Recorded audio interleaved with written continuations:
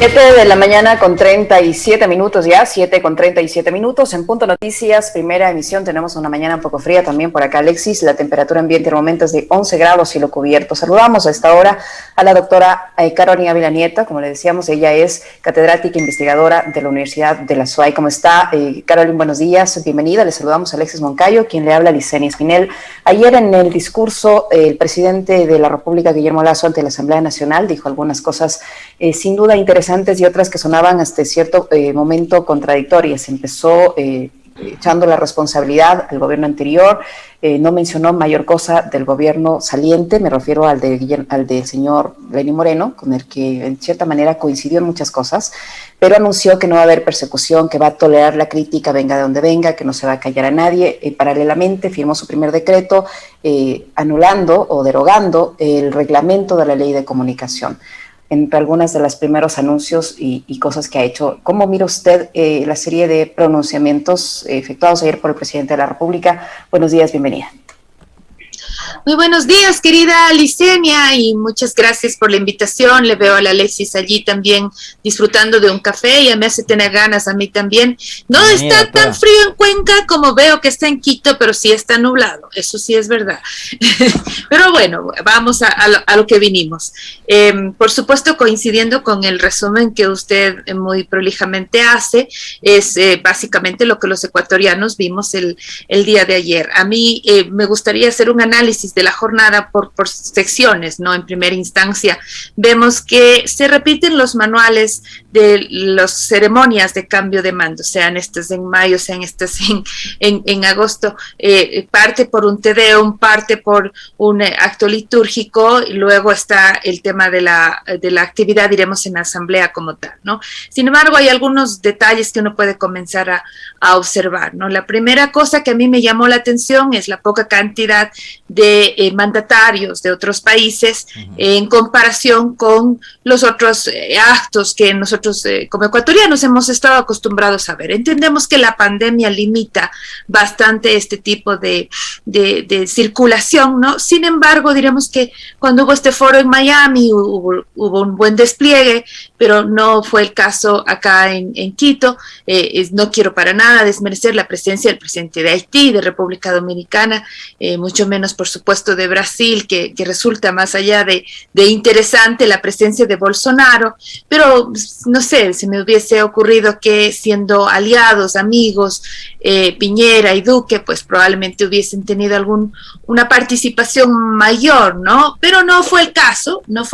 Por supuesto, Felipe, rey de España, ahora ha venido en calidad también de príncipe de Asturias, es visitante frecuente en este tipo de actos, pero no hemos visto ese otro despliegue importante, ¿no es cierto?, de participaciones internacionales. Lo que sí hubo, y es interesante ese detalle, a diferencia de lo que sí es común en la ideología de la izquierda, diremos, hubo este foro de derechos de la libertad que estuvo justo, como quien dice, como en el lenguaje de los jóvenes, la previa a la toma de mando, ¿no es cierto?, el cambio de mando, en la que se pudo permitir invitar a exmandatarios, ¿no es cierto?, a líderes de la derecha española y de Iberoamérica en general, el tener a Vargas Llosa o haber tenido la referencia de Vargas Llosa, el tener a Aznar, en fin, Díaz Ayuso. Entonces da cuenta de la presencia de este sector, diremos, ideológico a nivel iberoamericano, que se congratula por la llegada de un gobierno de derecha en el Ecuador. Entonces, eso es como una primera línea, una mirada internacional, por supuesto. Luego podríamos destinar algo de análisis a la salida de Lenín Moreno, a su presencia en la asamblea y a lo recibido por él, pero concentrémonos más bien ya en el discurso en sí mismo. Me pareció interesante que las expresiones de Guadalupe Llori parten con Mamá Tránsito, cierran en quichua, siendo que ella no es indígena, como ella misma se reconoce, soy una mujer amazónica, que es distinto, pero que hace una buena referencia a esta diversidad cultural que tiene el país. Si no fuera por Guadalupe y sus gestos, no hubiésemos tenido para nada ese tipo de referencias que, de nuevo, eran parte de lo que estábamos acostumbrados como ecuatorianos y ecuatorianas en los años anteriores, en las ceremonias de este tipo. Luego vemos el llamado a la unidad que hace Guadalupe en su discurso. Extrañé la ideología más radical de Pachacutic, le vi en un tono mucho más conciliador, más amplio, llamando a este trabajo mancomunado. Ella se refiere a la minga, ese guiño lo recoge luego Guillermo Lasso.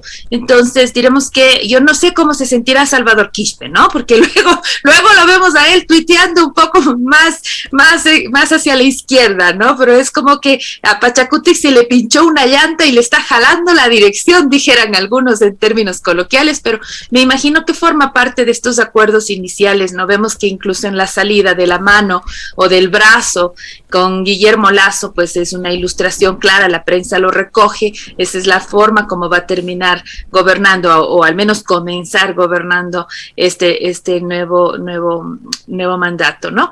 Guillermo Lasso. Luego ya llegando en concreto al discurso del cambio de mando, querida Licenia, un cambio de mando, un discurso de cambio de mando tiene al menos dos objetivos, ¿no?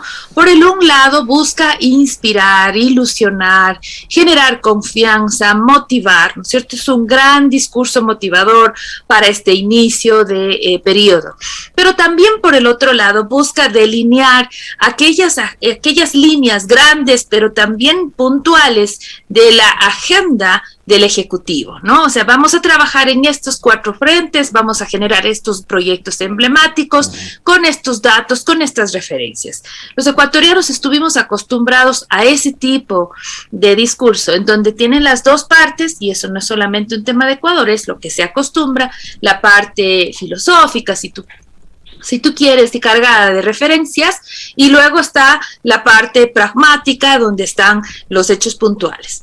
¿Qué fue lo que escuchamos nosotros? Un alto porcentaje, ¿no es cierto?, de referencias teóricas, si se quiere, ni siquiera tan teóricas, buenos frases comunes, lugares comunes, que asociaban y describían, por ejemplo, en este caso, la democracia. Si usted mira el discurso completo, pues se va a encontrar que la democracia como término, junto con país, que se entiende, está entre los términos más repetidos durante todo el discurso, ¿no? Entonces, y es porque se esforzó mucho en describir la democracia como la antítesis del autoritarismo.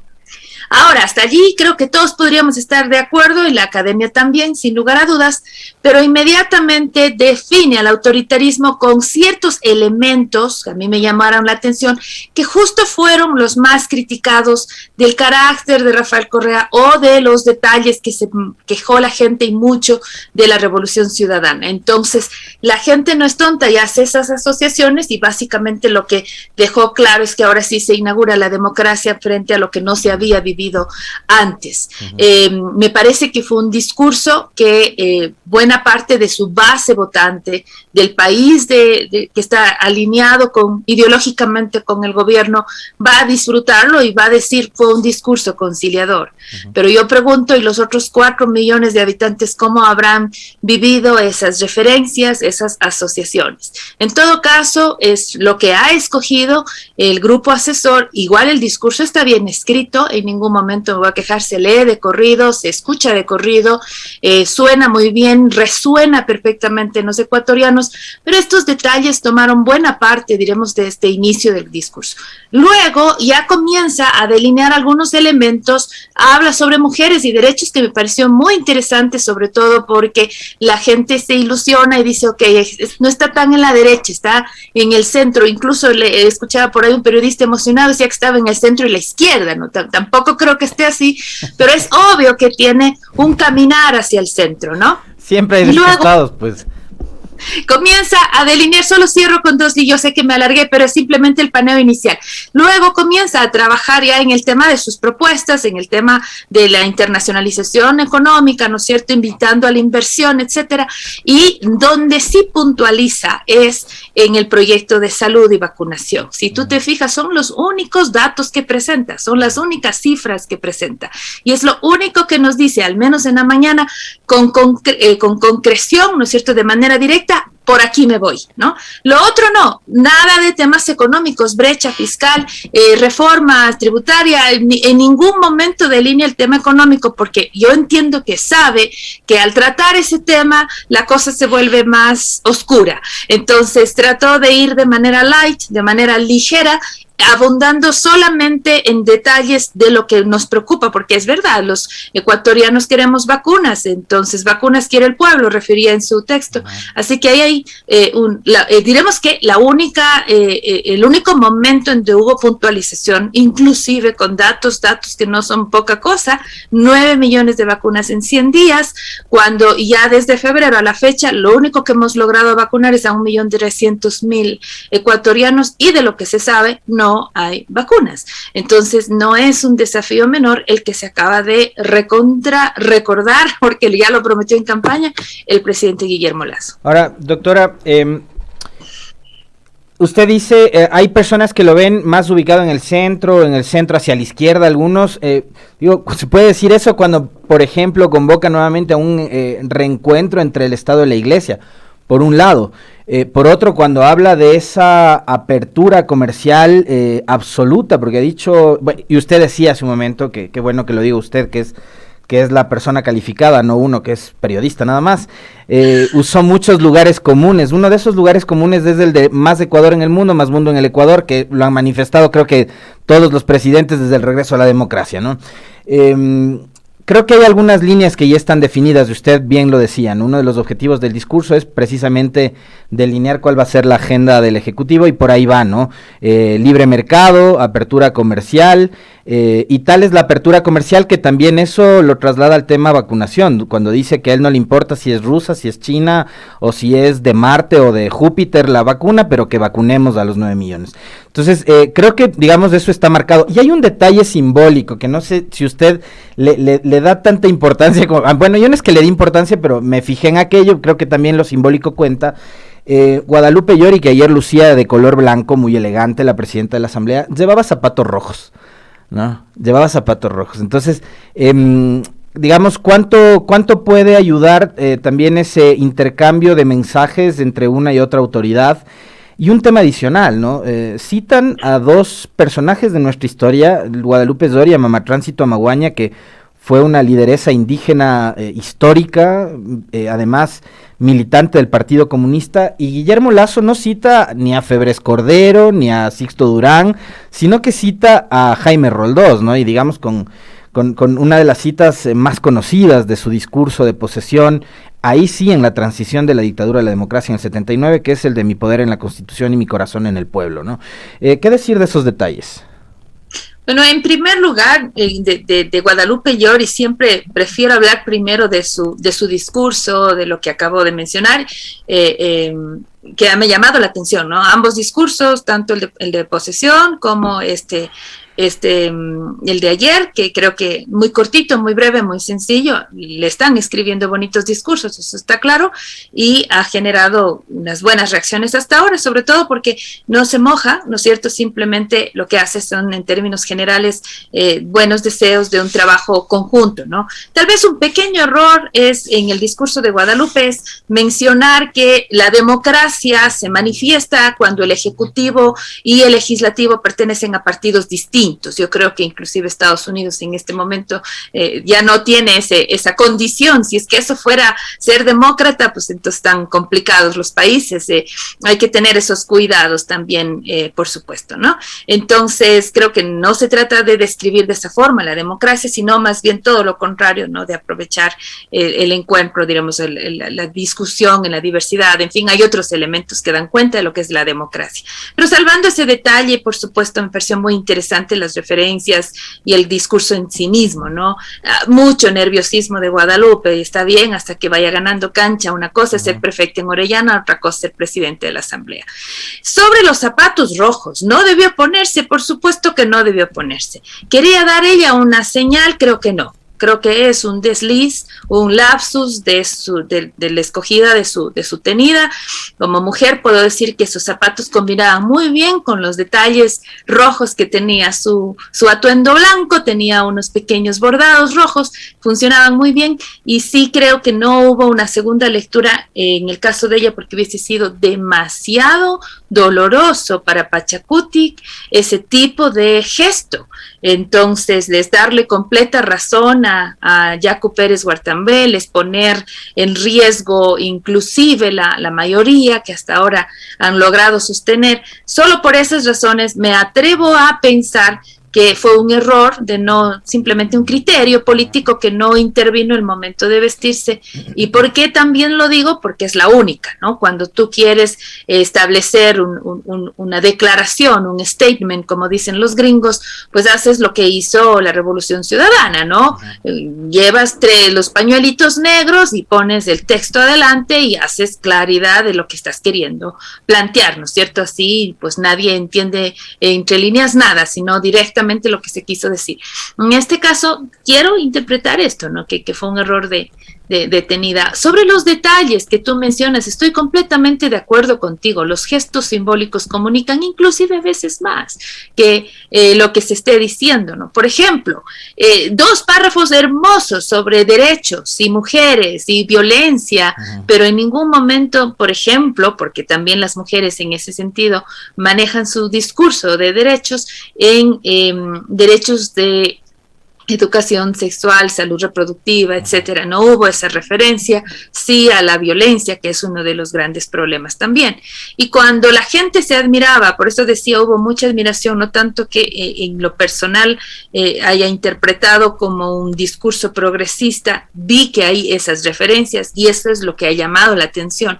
Es el gesto, es el accionar al final lo que cuenta, y tú tienes este momento un gabinete de más o menos 25 puestos, de los cuales solo 7 son para mujeres, ¿no? Repitiendo además en el resto de puestos el hombre blanco, ¿no es cierto?, acorbatado, etcétera, etcétera, que estamos acostumbrados a ver, y a las mujeres, salvo un par de excepciones, están en estos gabinetes, en estas líneas más bien soft, como se acostumbra normalmente a hablar. Entonces, claro, hay una suerte de réplica de otro tipo de prácticas, a pesar de que el discurso puede sonar bonito, ¿no? Entonces, estos detalles también son interesantes. Yo creo que se hace un gasto innecesario al querer conciliar a las distintas iglesias. Creo que diremos que si no lo hubiese escrito, no hubiese pasado nada, ¿no? Y es interesante porque no hubo una coordinación, por ejemplo, con las cámaras, cuando menciona que está aquí el nuncio apostólico y luego dice está un pastor evangélico, y todos buscábamos al pastor evangélico y las cámaras no nos mostraron porque no hubo esa coordinación. Claramente no era una prioridad en la línea discursiva, pero igual lo menciona, y de alguna forma es como desgastarse en una línea que no necesariamente va a contentar a ese grupo tuitero al cual él escucha profundamente, ¿no? Entonces, creo que ahí diremos que se hace un gasto innecesario, pero que en todo caso, por supuesto, no contradice el tipo de presidente que sabemos que es, ¿no? Una persona con una fe muy profunda, con unas convicciones religiosas muy fuertes. Carolyn, ¿cómo interpretar este anuncio del presidente Guillermo Lasso de que no va a perseguir a nadie sin que eso implique impunidad? Porque lamentablemente en la administración anterior se sembró en la opinión pública el hecho de que perseguir a alguien estaba bien, independientemente de las consecuencias, porque era luchar contra, entre comillas, luchar contra la corrupción. Y no se quiera repetir ahora el hecho de que si se investiga a alguna administración anterior, la del señor Moreno, se interprete como que se está persiguiendo a alguien y no generando justicia o dejando las cosas en la impunidad, por un lado. Y por otro, cómo lograr ese reencuentro que dice el presidente Lasso en su discurso si no se toma en cuenta a ese otro 48%.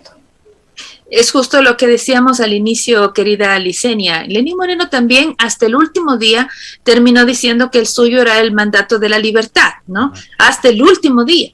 pero si usted hace cuenta simplemente, por ejemplo, cuántas agresiones tuvo el periodismo en estos 4 años del último mandatario, entonces nos damos cuenta que ese discurso de libertad queda en el discurso, nada más. Entonces, entiendo que es obligación hablar de no persecución, porque forma parte de la intención de conciliar. El dicho es uno, el hecho tiene que ser coherente con el dicho. Vamos a ver qué es lo que sucede a continuación. Ahora, si tenemos a Fernando Villavicencio, yo no tengo nada en contra del caballero, lo respeto y mucho, pero presidiendo la Comisión de Fiscalización, pues no sé hasta qué punto estaríamos asegurando ese cero persecución, ¿no? Habrá que ver su rol como asambleísta y su rol como periodista tienen que ser distintos. Vamos a ver cómo concilia su gestión y sus declaraciones, porque ese es el gran problema, no es tanto lo que hagas en la comisión, sino lo que dices, con este escenario de mayor consenso al que está llamando Guillermo Lasso, ¿no es cierto? Entonces, son buenos los discursos, lo importante es que esos discursos se encuentren eco en las acciones. Hay un tramo del discurso que tiene que ver con la institucionalidad. Por acá lo tenía, doctora, se me acaba de perder. Sí, yo también lo tengo, ¿no es cierto? Y es hasta que el pueblo lo decida, ¿cómo está bonito? Exactamente. Ahí, no sé si ¿a qué camino deja abierta la puerta ese tramo del discurso? Hasta que el pueblo decida, lo contrario, respetaré la institucionalidad actual. Para mí eso huele a consulta popular, Alexis, no sé para ti. Eso le quería preguntar, ¿a qué camino abre la puerta este tramo del discurso de Guillermo Lasso, tomando en cuenta algo, ¿no? Que también en esa parte él mencionaba que ojalá no se les vuelva a quitar a los legisladores las atribuciones y las competencias que tenían en el pasado. Entonces está haciendo, digamos, una referencia absoluta al rol que cumple el Consejo de Participación Ciudadana. Sabemos además que Guillermo Lasso fue uno de los principales impulsores de la consulta popular del 2018, que lo que buscaba era restarle no solo esas atribuciones y competencias, sino destituir a los miembros que estaban antes en el Consejo, y ha venido apoyando también la tesis que dejó Julio César Trujillo de que ese Consejo debería desaparecer y esas competencias volver nuevamente a la Asamblea. Ese es el camino que está trazado. O sea, está intentándolo, al menos esa es la línea que uno pueda interpretar de esta referencia. Tal vez es muy pronto, no lo sé, movilizar de nuevo a la población, a las urnas, habría que medir mucho más todavía el tema. Claro, otros dicen si no lo haces ahora, no lo haces nunca, porque su popularidad va a depender del cumplimiento de su plan de vacunación, pero en todo caso te deja la línea, ¿no? Está clarísimo que va a interpretar va a intentar, en algún momento ejercer esta opción de la consulta popular. Yo no sé, mira que Jaime Nebot también quiere una consulta, quién sabe, y esta sea la forma de llegar a buenos términos o mejores términos con el Partido Social Cristiano, en fin, ¿no? En todo caso, la línea está allí, la soltó y el pueblo tendrá que irla agarrando y procesando y ver si es que existe el camino necesario para tener éxito en una posible consulta al pueblo. Carolyn, ¿cómo queda el tema de la libertad de expresión con el anuncio del presidente de enviar una ley de libertad de expresión, ha dicho él, que esté acorde a los estándares internacionales y con haber eliminado por decreto o derogado por decreto el reglamento de la ley de comunicación, una ley de comunicación que ya fue reformada por su antecesor, me refiero al señor Lenín Moreno, y que en teoría él estaba de acuerdo porque en su momento hubo pronunciamientos favorables a esa reforma? ¿Cómo queda eso? ¿Y cómo interpretar? ¿Un guiño hacia los grandes medios? ¿Cómo interpretar esto? Por supuesto, se necesita el apoyo de la élite mediática, el mismo apoyo que sostuvo a Lenín Moreno en su momento, lo está tratando de recoger. Esta fue una promesa de campaña y lo mejor que puedes hacer es cumplir lo prometido, que es lo primero que te da legitimidad, ¿no es cierto? Y me parece que hace un recurso bastante sencillo, no se complica, derogas el decreto, el reglamento. Al derogar, porque como está construido el reglamento por decreto mismo lo quitas, así nomás, ¿no es cierto? El mismo camino, en reversa nada más. Al derogar el reglamento a la ley orgánica de comunicación, la ley queda un poco suelta, ¿no? Bastante suelta, ¿no? Sin posibilidad de gestionar su cumplimiento. Entonces, ya ahí nomás, por ejemplo, les deja te digo así, de entrada, sin posibilidad de juzgar a los medios de comunicación si es que ponen niños en espacios publicitarios o cuando no corresponde, ¿no es cierto? Sin posibilidad alguna de interpretar la adjudicación del espectro radioeléctrico, sin posibilidad alguna de reforzar el sistema de medios comunitarios, sin posibilidad alguna de amparar el tema publicitario para fortalecer la producción audiovisual nacional. Y así te puedo seguir mencionando. Si es que el tema de la libertad de expresión es un capítulo nomás, ¿no?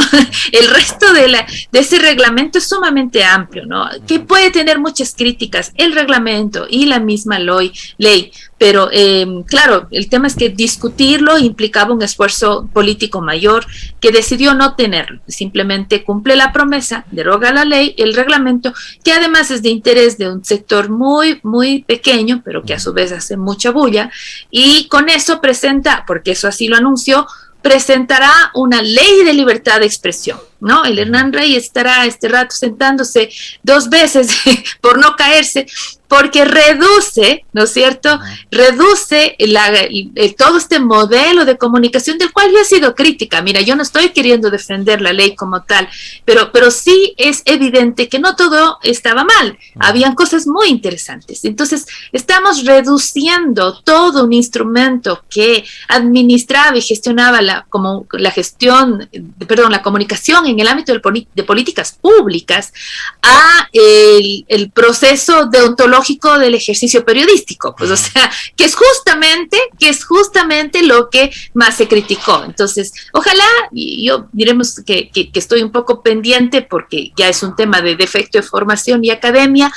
Ojalá que se permita tener una profunda discusión sobre este nuevo instrumento que van a ingresar. Ahí la pregunta, doctora, para notar una diferencia. Perdón que le interrumpa ahí, la pregunta, doctora, sí, es, ¿se necesita o no una ley de comunicación? Ellos la van a llamar ley de la libertad de expresión, pero digo esto ¿por qué? Porque a mí me ha dado la impresión de que sobre todo en estos últimos años, algunos periodistas le han hecho creer a la gente de que están por encima del bien y del mal, ¿no? Y que no necesitamos ley porque nosotros nos autorregulamos. Y ahí entra... Y porque nosotros tenemos el control remoto y cambiamos, entonces, pero no funciona así. Exactamente, Alex. Doctora. Por eso quería yo su opinión con respecto a eso, ¿no? Al hecho de que algunos comunicadores sociales, periodistas, creen que están por encima del bien y del mal, y que, recuerde usted, cuando antes del 2014, es decir, los meses y años previos a la aprobación de la ley, siempre sostuvieron un relato, que la mejor ley es la que no existe. Claro, sí, si tú vas a los distintos países en donde el ejercicio de la comunicación es mucho más institucionalizado, por supuesto que tienen algún tipo de regulación, ¿no? Uh-huh. Hay distintos instrumentos, ¿no? Por un lado está el ejercicio del periodismo, por el otro lado está la regulación en materia más amplia de comunicación, de publicidad, de derechos, de acceso, de democratización, en fin, ¿no? Entonces, yo creo que en el Ecuador el problema que tuvimos, porque hay que decir las cosas como son, fue una pésima implementación del ejercicio periodístico en la ley de comunicación administrado a partir de la famosa Superintendencia de Comunicaciones. Yo creo que ese fue el gran daño que le hicieron al instrumento que podría haber tenido muchas cosas buenas, más buenas que preocupantes, y esa implementación de la gestión de la Superintendencia de Comunicación, de estos juicios, de estas confrontaciones, desgastó tanto al instrumento que lo ha perjudicado, ¿no es cierto?, con una reputación muy nefasta. Pero eso no quiere decir que no exista la necesidad de regulación. Los periodistas en ningún momento estamos más allá del bien y del mal, y como todo ejercicio público necesitamos también espacios de regulación, y la libertad de expresión puede regularse. Existe ese tipo de procesos en todo el mundo, nosotros también, por supuesto. Entonces, por eso decía, es importante ver y debatir sobre esa ley. Me llamó la atención que, por ejemplo, la Ley de Educación Superior, de parte del Ejecutivo, le ha recibido mayor, digamos que con un tratamiento con mayor respeto, con mayor jerarquía que la Ley de Comunicación. ¿Qué es lo que dijo ayer el presidente Guillermo Lasso? Dijo que esperaba consultar primero con los 73 rectores, llegar a un acuerdo y entonces entregar un proyecto de ley de reforma a la educación superior. No hizo lo mismo con la de comunicación, no hubo ninguna consulta, ninguna discusión, ningún debate, simplemente dijo voy a enviar una ley asociada con la libertad de expresión. Ayer Lolo Miño en un pequeños spaces en el que tuve el gusto de participar, mencionaba, pero Caroline, la asamblea va a poder abrir las puertas en las distintas comisiones, ¿no es cierto?, la que le toque el debate. Yo vengo de Cuenca y de la academia y nunca he tenido la oportunidad de participar y no me han facilitado espacio para participar en esa discusión cuando han habido las reformas. No tengo ninguna esperanza que la asamblea abra el debate. Ojalá esta lo haga y realmente podamos insertar nuestros criterios y opiniones de manera amplia, ¿no? Entonces, le tengo poca fe, la verdad, pero esperemos a ver qué sale, ¿no? Quizás no salga un Frankenstein.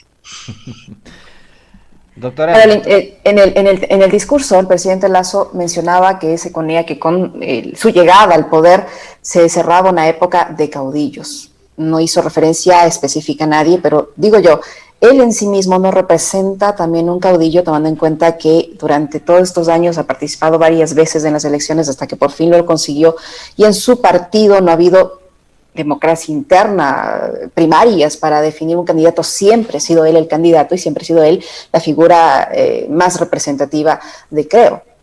¿Y por qué salió Mae Montaño de las filas de Creo en su momento? ¿Te acuerdas tú? Fue justamente por gestos que se les acuñan a los caudillos. A ver, hablar de caudillos en Latinoamérica es hablar de política. Entonces, cerrar la era de los caudillos debería ser cerrar la era de los políticos, ¿no? Pero se entiende, a ver, entiendo qué es lo que está queriendo decir el escritor, y en este caso, por supuesto, Guillermo Lasso, que pronuncia estas palabras. Lo que está queriendo hacer es abrir un espacio, una forma de gobierno distinta a la que hasta ahora hemos ido teniendo en la Revolución Ciudadana, y yo me quedaría solo hasta allí, ¿no? Porque no podríamos decir lo mismo de sobre todo los 3 últimos años en el gobierno de Lenín Moreno. Entonces, bajo esa premisa, decir que se va a abrir una época sin caudillos, se entiende que lo que está queriendo es marcar una diferencia, nada más. Por supuesto, no vamos a comparar los temperamentos de Rafael Correa con el de Guillermo Lasso, por supuesto.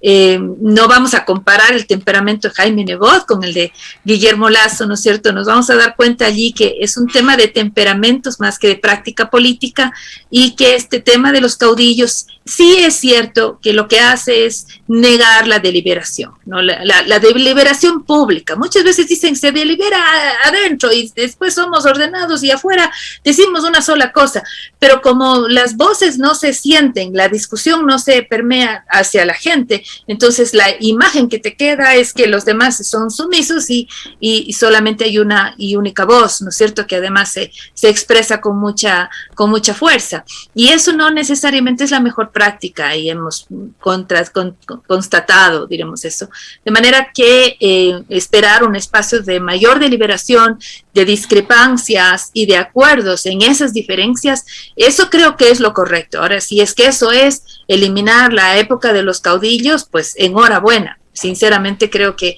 hay que leer el contexto latinoamericano con mayor profundidad para poder especificar exactamente a qué nos estamos refiriendo cuando hablamos de caudillos. Me llama la atención eso precisamente, el tema de la connotación negativa al caudillismo acá en Ecuador durante su discurso, cuando, fíjese usted, al primer país que visita el presidente electo en ese momento, Guillermo Lasso, es Colombia, donde hay un clarísimo caudillismo de parte de Álvaro Uribe, caudillismo que parece que no le molesta, pero bueno. Claro, es que el caudillismo de la derecha es distinto. O sea, por ejemplo, lo que hace Bolsonaro, ¿no? Y está invitado con brazos extendidos, en fin. Por eso digo, el caudillismo está asociado a la práctica política latinoamericana. Correcto. En sí mismo. Entonces, lo que hay que hacer es cuidar que esos fuertes liderazgos carismáticos, personalistas que tenemos nosotros aquí y que coinciden con el populismo, y eso lo dice la literatura, cuidar que estos espacios no anulen la deliberación pública, porque de nuevo, insisto, puede ser que estos partidos o movimientos tienen fuerte deliberación interna, pero como no permea eso, entonces la gente asume que existe imposición, y eso es el error. Entonces, si hablamos de eliminar el caudillismo, lo que estamos diciendo es vamos a dar amplio espacio a la deliberación pública, abierta, transparente y búsqueda de consensos en el marco de las diversidades. Doctora, a propósito de la democracia, el Ecuador del encuentro y el llamado a la unidad, ¿cuánto aporta, por ejemplo, y esto, digamos, le traslado una inquietud que es de una oyente, ¿no?, de Carmita Sosa, que nos escribe sobre si la prefecta de Pichincha estuvo o no invitada al evento de ayer? Y la verdad es que Paula Pavón, prefecta de Pichincha, no estuvo invitada. Y no estuvo invitada la prefecta anfitriona al evento, porque el evento es en Quito, capital no solo del Ecuador, sino de Pichincha. Y el 24 de mayo es una fecha emblemática para Pichincha y para el Ecuador. Y la prefecta no estuvo invitada. Entonces, ¿esos mensajes también abonan o no abonan al Ecuador del encuentro y de la unidad? No, pues por supuesto que no, que lapsus de protocolo. Bueno, o sea, yo ya no creo en los lapsus de protocolo, sino en las intencionalidades, y habrá que ver qué hay detrás, ¿no? Qué se lee detrás de ese error de intención. Asumo, querido Alexis, que la lista de invitados tiene que haber reducido bastante por el tema de la COVID, ¿no? Entonces se notaba, te fijas tú, normalmente ese hemiciclo de la asamblea estaba reventado de sillas, ¿no? En los otros momentos, en este instante tuviste que había mucho espacio entre uno y otro, entonces me da la impresión de que el tema de la COVID genera este tipo de dificultades, pero tal vez te hubieses ahorrado un sacerdote y puesto allí a la prefecta de Pichincha, perdóneme la broma, pero básicamente creo que hay ciertos cargos que corresponden. Esperemos que estos lapsus de protocolo no abonen hacia la distancia y la separación ideológica que por supuesto existe, pero que requiere conversaciones, ¿no? Que requiere encuentros, que requiere espacios comunes de trabajo, sobre todo en la provincia en la que con la que mayor relación vas a tener geográficamente hablando. Entonces, diremos que estaban todos los alcaldes, vi que estaba Yunda con el alcalde de Archidona, estaban los gobernadores, estaban otras autoridades que me parecería que correspondían, ¿no? Ahora, evidentemente son dificultades logísticas que seguro explicarán mejor esta ausencia, ¿no? Muchísimas gracias, doctora, por su tiempo y por la información y este diálogo que nos ha permitido mantener. La doctora Carolina Villanieto, doctora en comunicaciones, catedrática e investigadora de la Universidad de la SUAY, que ha estado con nosotros. Muchísimas gracias. Gracias a ti, Licenia, Alexis, que tengan un lindo día. Como siempre, un gusto.